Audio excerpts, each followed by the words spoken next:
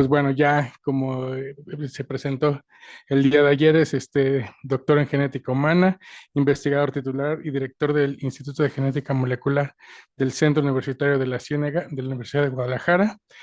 Y sus principales líneas de investigación es en la genética forense y antropología molecular. Ya lo conocemos desde ayer, es un gran investigador, un gran ponente, y pues bueno, ahora sí que toca el turno de escucharlo como plática. Adelante, doctor, muchas gracias. Bueno, esta charla es un poco más informal que la anterior. Es un poco de las reflexiones que después de veintitantos años como genetista y otros tantos como biólogo, pues comparto pues algunas reflexiones que hice con esto del COVID, que no tiene nada que hacer. Empecé a reflexionar sobre qué me ha dejado todo este tiempo, ¿no? Este de aquí soy yo, este que está acá todo viendo para otro lado. Recuerdo que en ese entonces, cuando estaba estudiando biología, había un profesor que me decía, ay, muchacho baquetón, seguido me la pasaba jugando a básquetbol, no entraba a las clases, de hecho, deserté y luego volví a entrar.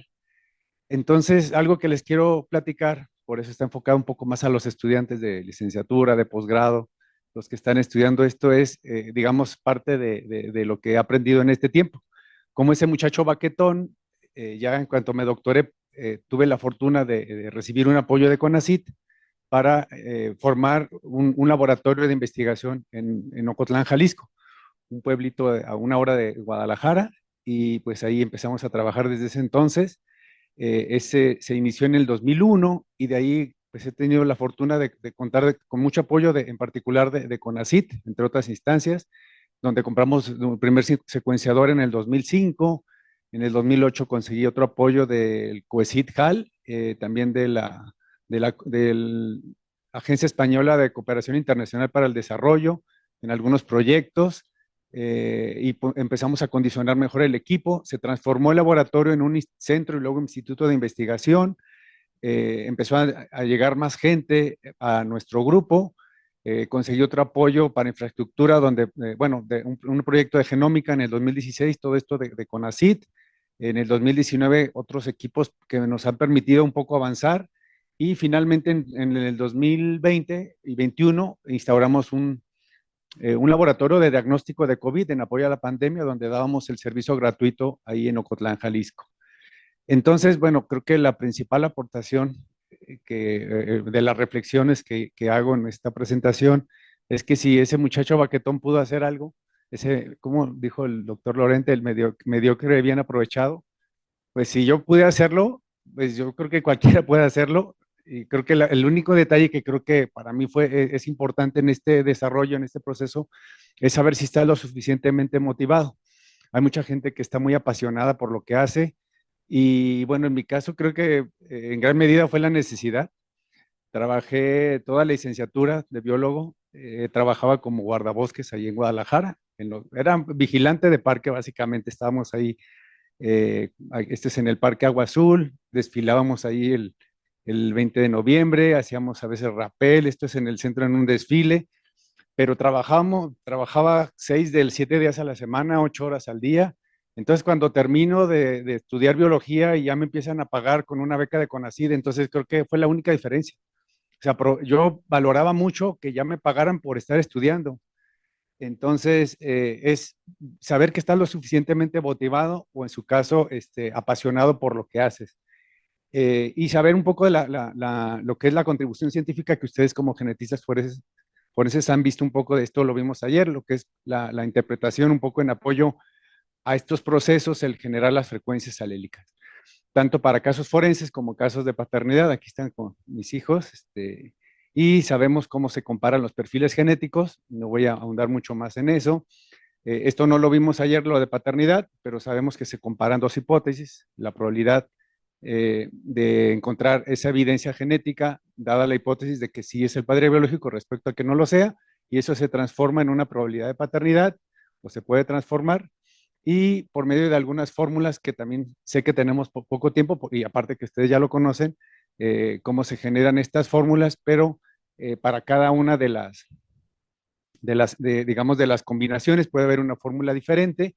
Hay diferentes escenarios cuando participan los tres, padre, madre, hijo.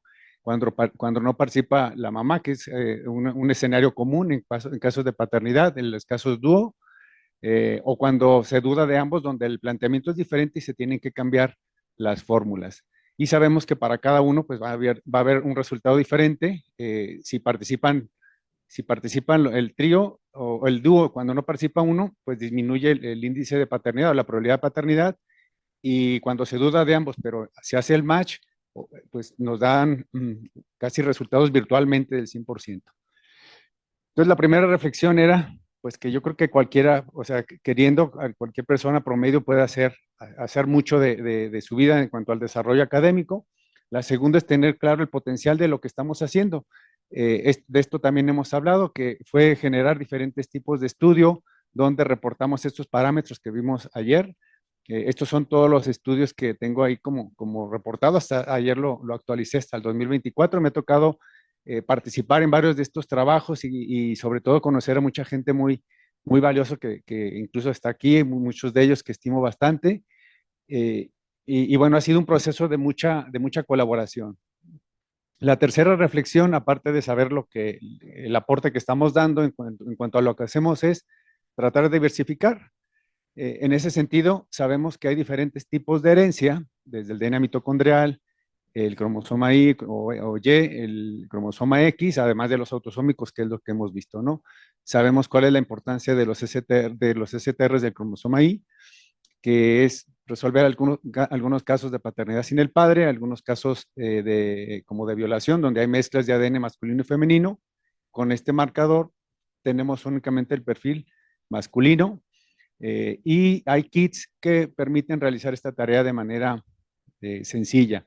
Y estos son algunos de los estudios que se han publicado en este sentido y también en la mayoría me ha tocado pues trabajar en conjunto con diferentes personas para aportar el granito de arena en este sentido y adicionalmente tratar de dejarlo disponible para todas las personas que trabajan con esto en bases de datos como el YHRD, donde pues cualquier persona puede checar su perfil y ver sacar alguna estadística, como ya nos mostró el doctor Lorente, en la herramienta Kinship que tiene esta plataforma. También tenemos el DNA mitocondrial, que tiene su propio genoma, aunque realmente no hay tantos laboratorios en México que la realicen, pero sí hemos tenido la oportunidad también de publicar algunos trabajos en ese sentido y también les platicaré un poquito de ellos a continuación. Y tal vez otro de los sistemas que ha sido muy importante son los marcadores del cromosoma X, que nos permiten abordar casos complejos como abuelidad vía paterna. Con la abuela paterna se puede establecer estas paternidades sin que participe el papá, hermandad, media hermandad o casos de incesto. Y también ahí generamos algunas bases de datos en particular. Creo que es relevante porque generamos una base de datos que facilita para todos los peritos en genética forense hacer sus estimaciones con el software más utilizado y que ha facilitado el análisis de estos casos complejos, que es el FAMLink X, y esa base de datos está disponible incluso en la página del software. Por otro lado, tenemos a los indels, que son inserciones de lesiones, y estos marcadores sabemos que presentan diferentes ventajas. Uno de ellos es la tasa de mutación más baja, de manera que cuando tenemos algunas pocas mutaciones, los indels vienen a confirmar o a descartar la mutación, la relación de parentesco. Cuando los STRs, que sabemos que tienen una tasa de mutación más elevada y que no es raro encontrar mutaciones y ya son dos, entonces para no quedarnos con la duda, este tipo de marcadores es muy, muy utilizado. Esto no nos dan stutter, sí necesitamos analizar un poco más y hay algunos que incluso nos dicen el origen biogeográfico del individuo, sobre todo en el caso de los indels comparado con las transiciones y transversiones o los SNPs. Estos permiten un genotipado más fácil y de bajo costo con las plataformas que cualquier laboratorio de genética forense tiene, como son, bueno, aquí es el resultado de un tipo del análisis con indels, donde nada más hay dos alelos y simplemente por las diferencias en migración definimos el alelo de inserción o el alelo de lesión. Y para estos dos sistemas, pues por aquí publicamos estos trabajos donde analizamos poblaciones o de todas las regiones de México. Entonces, cualquiera que pueda o que quiera hacer un análisis estadístico de un perfil genético con estos kits, pues puede contar con estas frecuencias alélicas ya publicadas para poder hacer su interpretación en México. Otra otra reflexión importante es colaborar, dando un valor a la palabra. Es decir, podemos decir que colaborar con muchas personas, pero al final si no tenemos resultados, si no logramos un producto, que en este caso son algunas publicaciones, pues creo que es importante ese compromiso con la persona o grupo con el que nos comprometimos. Hemos hecho algunas colaboraciones aquí, esto fue con Guatemala, esto fue en un estudio a nivel latinoamericano, donde precisamente está el doctor Lorente y Juan Carlos Álvarez de ahí de Granada, otros trabajos ya más de índole genómico con el doctor Andrés Moreno Estrada del Langevio. Y bueno, otra reflexión que es tratar de estar atento o buscar algunas oportunidades. Aquí, bueno, les platico de este trabajo que ha sido muy, muy interesante, controvertido. Estaba yo un domingo en la noche viendo este programa que creo que ya no se transmite, o no sé si alguien le digo, a ver, el extra normal. Entonces lo empecé a ver y empezaron a hablar de un Cristo que sangraba. Entonces, y le hicieron unos análisis que decían que era sangre humana con grupo sanguíneo ABRH negativo, lo cual concordaba parcialmente con el grupo sanguíneo que se ha descrito para la sábana santa o manto de Turín, lo que le daba cierto, como que podría ser verdad esto, ¿no? Entonces luego empiezas a pensar en hacer un análisis genético y pues fuimos ahí, era en Jalisco, en Pacana, en Tala. Fui con mi hija que estaba muy pequeña, esta foto yo la tomé, llegamos pues, bueno, primero regresamos un ratito, vean aquí todas las fotografías de los milagros que ya había hecho ahí en Tala.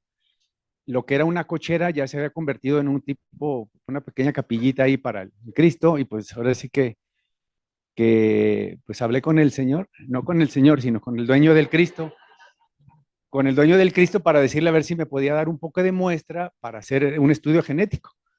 Entonces, pues como que al principio no quería, y ahora sí que también gracias a Dios, que llegaron unos abogados que llegaron ahí a rezar, no sé en qué caso andarían, pero lo convencieron realmente al señor de que nos diera un poco de muestra y, y lo analizamos. Ya cortamos, sacó un mantel, no podía sacar el Cristo, o dijo, no quería sacarlo porque ya estaba ahí en su nicho de cristal y que ya le habían quitado muchos sangre, pero dijo que la primera vez que sangró el Cristo, lo que escurrió quedó en este mantel. Entonces ya lo cortamos con una navajita este fragmento, de hecho lo partimos en dos y lo analizamos, una en el Instituto Jalisciense de Ciencias Forenses y otro en nuestro laboratorio. Total que, bueno, aparte de eso, pues tomamos muestra de la persona, el dueño del Cristo, ese es el señor, y, y su hija. La mamá no estaba porque había salido al mercado, no sé, pues total que con eso trabajamos y sacamos este resultado. Ah, bueno, olvidé comentarles que me emocionó bastante este estudio, porque en ese momento estábamos haciendo un trabajo sobre el origen vía paterna y materna de la población mexicana.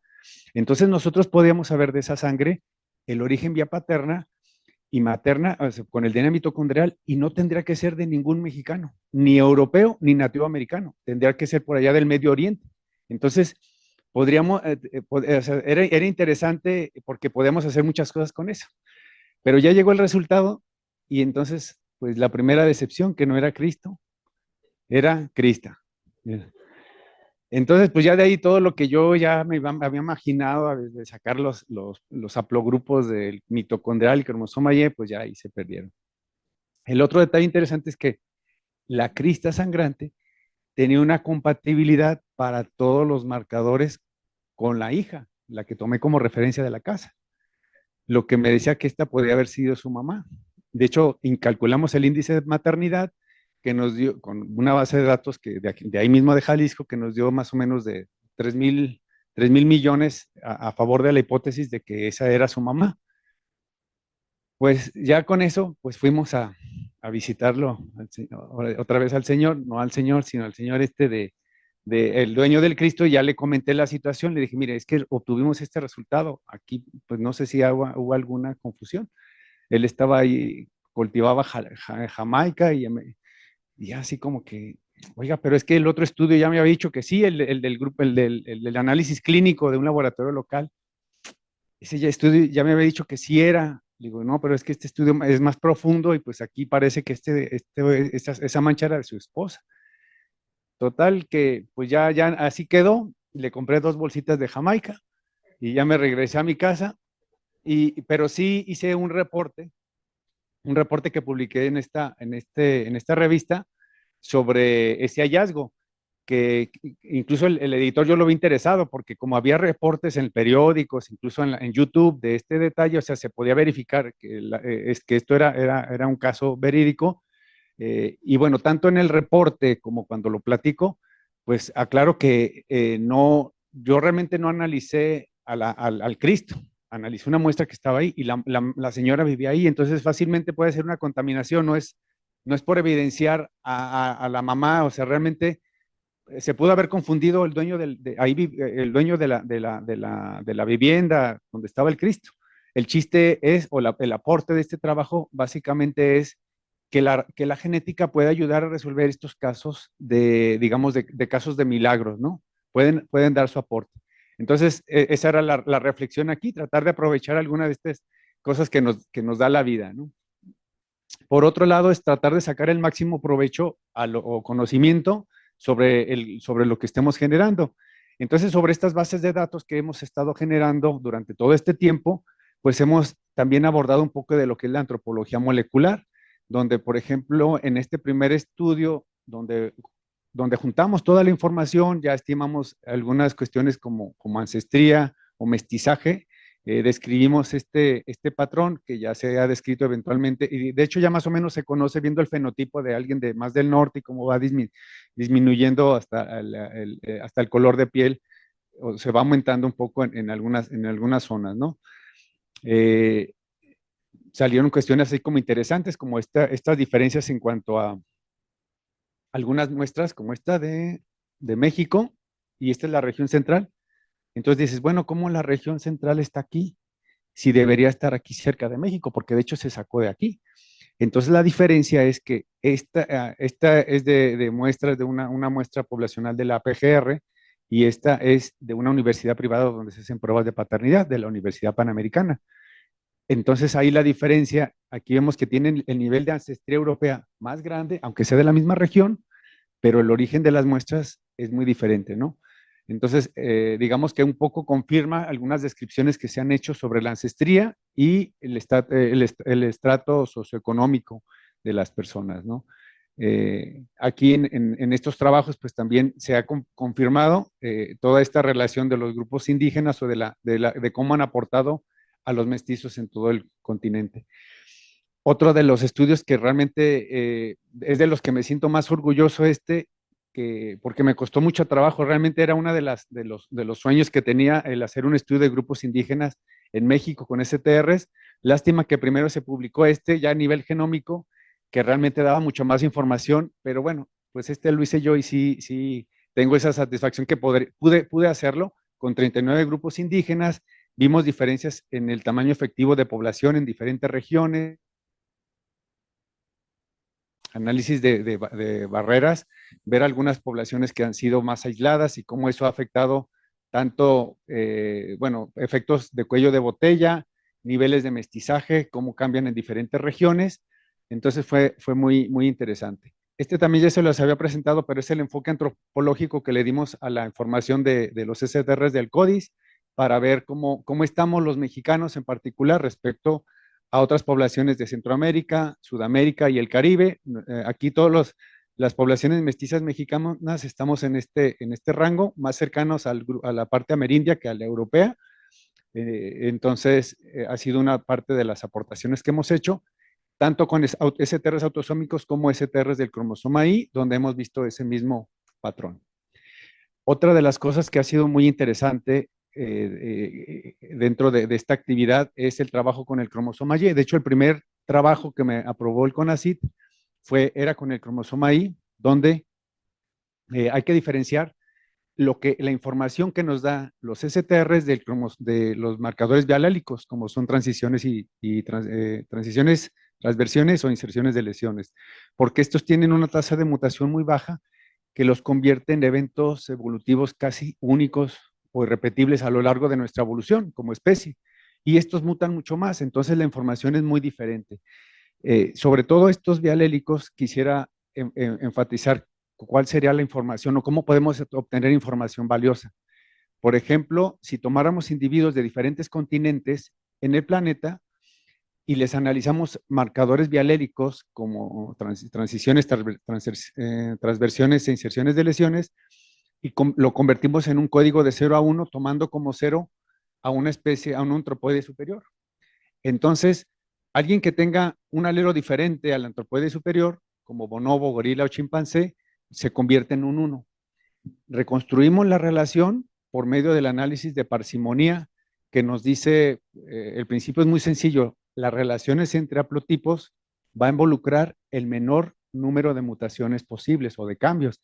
Es decir, este que tiene 3 cambios no lo voy a relacionar directamente con aquel. Estos que tienen un cambio son los que estarían directamente relacionados. Y esto hasta con lápiz y papel puedes más o menos reconstruir y ver en la línea del tiempo cuáles son los más antiguos y cuáles son los más recientes. Esto ya se hizo para el cromosoma Y. Hay una nomenclatura bien establecida y nos ha dado información muy interesante, por ejemplo, sobre el origen del humano. Se ve que los más antiguos, que el A y el B, son exclusivos del continente africano, lo que un poco apoya que el origen del humano pues, es en este continente. Pero también algunas cuestiones como que por qué que es el haplogrupo E es más frecuente que los ancestrales, que es el A y el B. Si estos tienen más tiempo ahí, ¿por qué se hizo mucho más frecuente? Y esto tiene que ver con el desarrollo, por ejemplo, de la agricultura, de los agricultores bantú, que les permitió aumentar su densidad poblacional y empezar a invadir o a migrar y eventualmente colonizar gran parte del continente por un desarrollo tecnológico, similar a lo que pasó con el cultivo del milo y del arroz en Asia, y que hizo que aumentara la frecuencia del haplogrupo O del haplogrupo Q bueno, este es en Asia, y en América el haplogrupo Q. Algo similar se ha hecho para el DNA mitocondrial, ha reconstruido toda su genealogía y más o menos ambos panoramas, vía paterna y materna, nos dan un panorama similar sobre el origen y cómo ha sido el proceso de dispersión.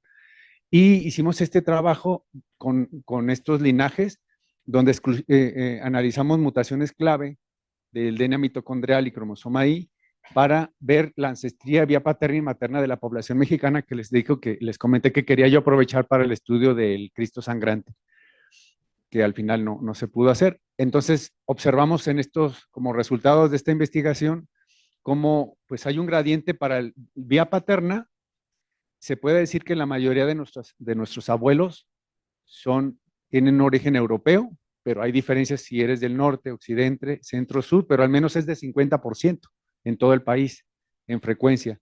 Y contrasta con la ancestría vía materna, que es principalmente nativo americano, o sea, nuestras abuelas son principalmente indígenas.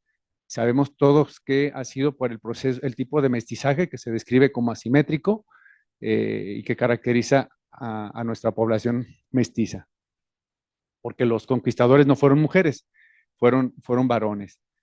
Bueno, otro punto pues es tratar de estar a la vanguardia. Desde que fue a mi primer congreso, un congreso internacional donde presenté los datos del cromosoma Y, habíamos durado como 2 años y medio para formar haplotipos, haciendo PCRs y geles y tinciones con plata. Y luego me di cuenta que todo eso se pudo haber hecho como en 3 meses con un secuenciador. Entonces, desde ahí es tratar de estar a la vanguardia, pero bueno, ya últimamente pudimos proponer un trabajo que fue aceptado por CONACYT, también con ayuda y colaboración de aquí de la licenciatura en Ciencias Forenses y en particular de la Fiscalía General de Justicia del Estado de Nuevo León, donde hemos analizado algunas muestras con esta plataforma que se llama Forensic DNA Signature Prep, donde se pueden ver la variabilidad de los STRs a nivel interno, a nivel de su secuencia, y se analizan algunos otros marcadores que nos dicen el fenotipo, como ya hemos visto, del color del color de cabello, color del iris de los ojos y la ancestría. Y aquí ya publicamos el primer trabajo en México sobre este tipo de cómo se comporta la población mexicana en ese sentido. Otra reflexión que se me hizo muy importante, sobre todo en mis inicios, es yo la verdad no he sido bueno para exponer bueno, ustedes lo pueden notar desde ahorita, pero antes era peor. Cuando estaba en la licenciatura, la primera vez que fui a una presentación, de hecho fue en este congreso, esa foto, no sé dónde salió, pero recuerdo que yo entré o sea, sabía que no era bueno, pero que tenía que esforzarme por hacerlo, o sea, por eso le puse sin miedo al éxito. Hay una frase que le dieron a mi hija en un cuadrito en el kinder que dice, quien no vence, no ha aprendido nada de la vida el que no vence un temor cada día. Entonces, bueno, si yo tenía miedo a hablar, pues tenía que aventarme. Entonces es algo que he tratado de hacer desde que empecé, desde que estaba estudiando el doctorado. Cuando estaba haciendo esta presentación, recuerdo que me vio una amiga, ya después de que salí, me dijo, ay, cabrón, yo pensé que ibas a llorar. Así me dijo. Eh, y digo, ¿por qué? Dice, es que empezaste a hablar, pero como que se te quebraba la voz de los nervios. Dice, ya después como que agarraste el hilo y ya todo normal, ¿no? Pero es eso, es vencer un poco los miedos. Ah, miren, aquí está la frase que les comentaba y que ya la dije, pero y esa parte de enfrentarte a tus miedos creo que es importante y que me ha permitido luego estar en diferentes foros, pues estar aquí, en la ENA o en diferentes lugares, creo que en química, aquí también en la UNAM, en fin.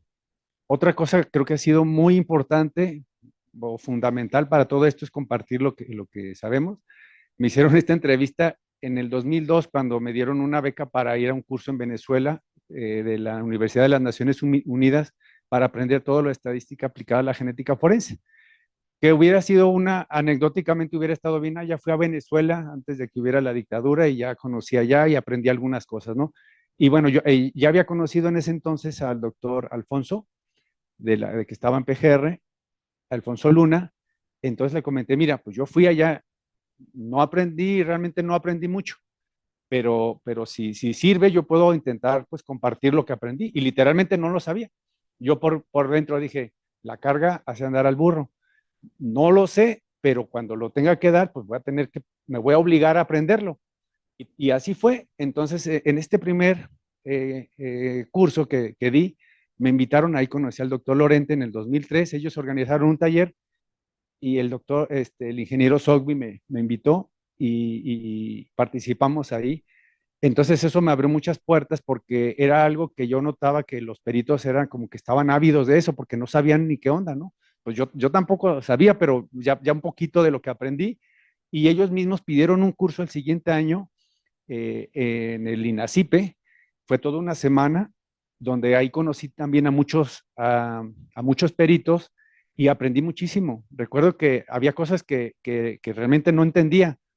Recuerdo que tenía un libro, estaba viendo lo de la hermandad y al momento que yo estaba explicándolo, pero yo con el libro a un lado, nada más casi diciendo lo de ahí, dije, ay, cabrón, sí es cierto. O sea, ya lo entendí en ese momento cuál era el fundamento. Yo no lo sabía. Entonces ha sido una experiencia de que cuando das, recibes. Y por eso es que de ahí se dieron muchas oportunidades. Por ejemplo, ya el siguiente año fui a dar un curso en Chihuahua. También grandes amigos, la verdad estimo mucho a las personas. Miren, algunos de ellos, les digo que aquí conocí a Nancy, no sé si ahora vino. Ah, mira. Pero bueno, aquí en general a muchos amigos con los que hemos colaborado. Aquí el doctor Juan Carlos también, que conocimos en Perú. La experiencia que tuvimos aquí en el 2017 en un curso de análisis de mezcla, donde también participó la doctora Leonor Guzmao, y bueno, otros cursos en la Policía Federal, y ya más recientemente la Guardia Nacional también me tocó estar ahí con ellos. Entonces se abrieron un chorro de puertas que la verdad ese hacer tantas amistades, tantas buenas relaciones, la verdad es que es muy gratificante en la vida, ¿no? Otra de las reflexiones es hacernos a un guía experto. Y por aquí saqué esta frase que dice, no basta con querer, debes preguntarte a ti mismo qué vas a hacer para conseguir lo que quieres. Entonces, por ejemplo, libros como este marcaron mi vida. O sea, este libro en particular, yo a mis alumnos en genética o biología molecular, diario les hablo de algún libro que me dejó mucho y este es de los principales. Es un compendio de libros que hablan sobre éxito que hizo Ockman Dino. El objetivo es cambiarnos de chip. A veces lo que aprendemos en casa con nuestros papás, pues ellos tienen una vida, pero hay gente que ya vivió muchas cosas que nos pueden dejar más, y es hacer ese cambio de chip. Otro libro que me gustó bastante, que me ha dejado mucho, es este de los 7 hábitos de la gente altamente efectiva, de Stephen Covey. Estos de Robert Kiyosaki, Padre Rico, Padre Pobre, que es toda una serie. Estos de un poco más de cuestión como espiritual o de tratar de darle no nomás el sentido del éxito material en la vida, como estos de Robin Sharma, y estos otros que también más ya de cuestiones más profundas espiritual. Me encanta La desaparición del universo, lo he leído varias veces, pero bueno, es buscarte una guía, un maestro, y los maestros muchas veces están ahí en los libros. Y ya acercándome al final, pues agradecer a estos, muchos son de mis compañeros del doctorado, mi tutor, el doctor Luis Figuera, venezolano, amigos, maestros, mi esposa, pues siempre, bueno, amigos administrativos. Esta parte es muy importante en la gestión de los proyectos, pues no eres tú solo, hay gente que está ahí trabajando, haciendo cotizaciones, haciendo los procesos de compras, apoyándonos, acabamos de inaugurar un nuevo espacio en el laboratorio, en el Centro Universitario de la Ciénega, un nuevo laboratorio, y ha sido gracias pues, a toda la gente que ha trabajado ahí. Esos fueron mis primeros estudiantes como doctor. Ahora son doctores y trabajan también en la Universidad de Guadalajara con investigadores, el doctor Luis Antonio Páez y Ismael Nuño, pero ha sido toda una historia de gente que ahorita ya son doctores también encargados de laboratorios en otros lugares de la misma universidad o de otros lugares, como el doctor Rodrigo Rubí Castellanos, que es investigador en Yucatán, mi amigo Antonio, él es de Madrid, y mucha gente que ha estado aportando en este proyecto. Les digo, pues ya después de 20 y tantos años, ya más recientemente, cuando inauguramos lo de la prueba de COVID, el laboratorio de diagnóstico, que también me dejó mucho en cuanto a aprendizaje de técnicas y todo esto. Y bueno, este es el grupo un poco más reciente que estamos ahí en el instituto. Y pues a mi familia, mis papás ya están grandes, mis hermanos, y mi familia, ¿no? Más mi hijo y mi hija, que ya está de mi tamaño, pero bueno. Y finalmente, la última reflexión es disfrutar el proceso.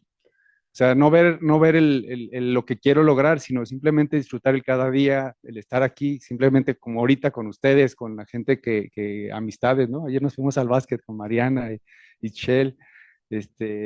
Entonces, el disfrutar cada día es algo importante, más allá de pensar si voy a tener éxito o no, sí tener esa visión, pero disfrutar cada momento. Y termino con esta frase que me encantó de este libro del Club de las 5 de la mañana de Robin Sharma, que dice, la vida es demasiado corta para ser modesto con tus talentos. Naciste con la oportunidad y la responsabilidad de convertirte en una persona legendaria. Fuiste creado para llevar a cabo proyectos de categoría de obra maestra, para realizar actividades importantes y construido para ser una pequeña fuerza del bien en este planeta. A recuperar tu nobleza en una comunidad mundial donde la mayoría compra zapatos bonitos y adquiere cosas caras, pero raramente invierte en mejorarse a sí mismo. Tu liderazgo personal exige que dejes de ser un zombie cibernético atraído constantemente por dispositivos digitales y que reestructures tu vida para representar la maestría, ejemplificar la decencia y renunciar al egoísmo. Y es todo. Muchas gracias.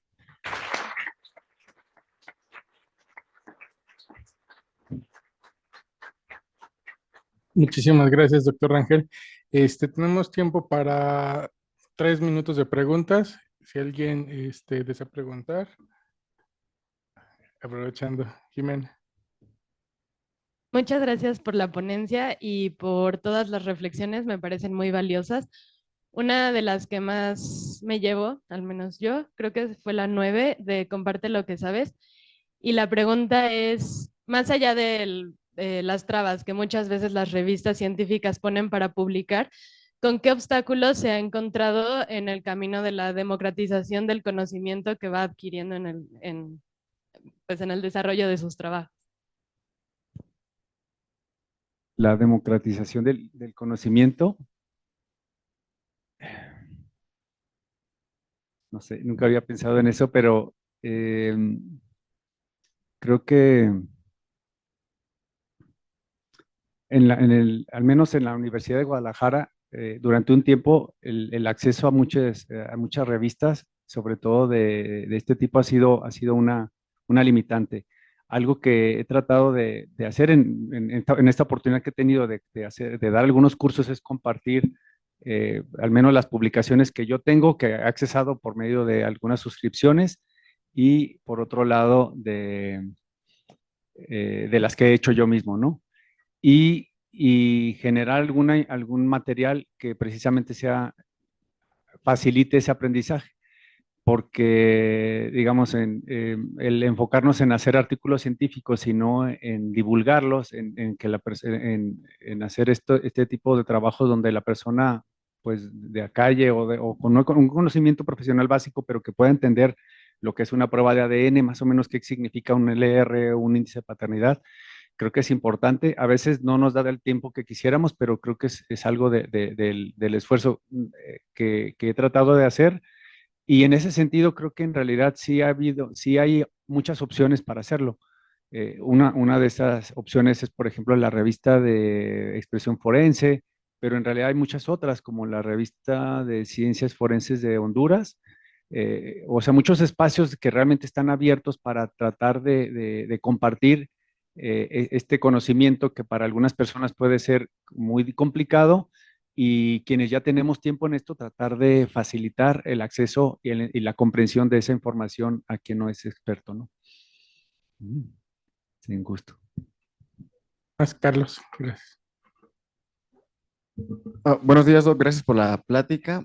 Y yo aprovecho la plática tan personal que nos dio para preguntarle, al final, ¿por qué eligió la genética forense? O sea, ¿qué es lo que lo motiva a decir, esta es mi área y esto es lo que yo estoy trabajando?